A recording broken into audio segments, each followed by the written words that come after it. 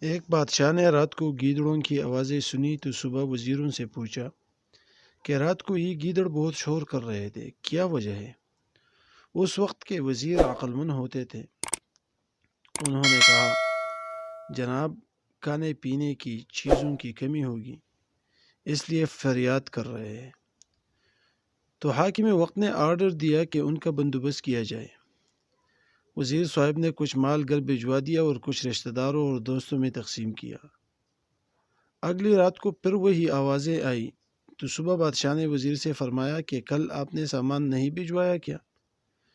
تو وزیر نے فوری جواب دیا کہ جی بادشاہ سلامت، بھجوایا تو تھا۔ اس پر بادشاہ نے فرمایا کہ پھر شور کیوں؟ تو وزیر نے کہا، جناب، سردی کی وجہ سے شور کر رہے ہیں۔ تو بادشاہ نے آرڈر جاری کیا کہ بستروں کا انتظام کیا جائے۔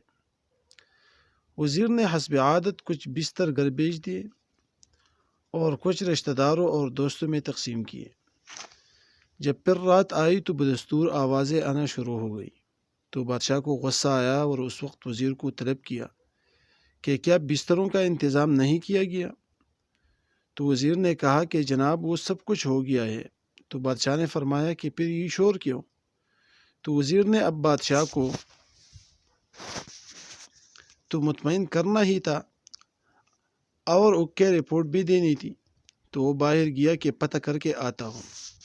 وزیر جب واپس آیا تو مسکراہٹ لبوں پر سجائے ادب عرض کیا کہ بادشاہ سلامت، یہ شور نہیں کر رہے بلکہ آپ کا شکریہ ادا کر رہے ہیں اور روزانہ کرتے رہیں گے۔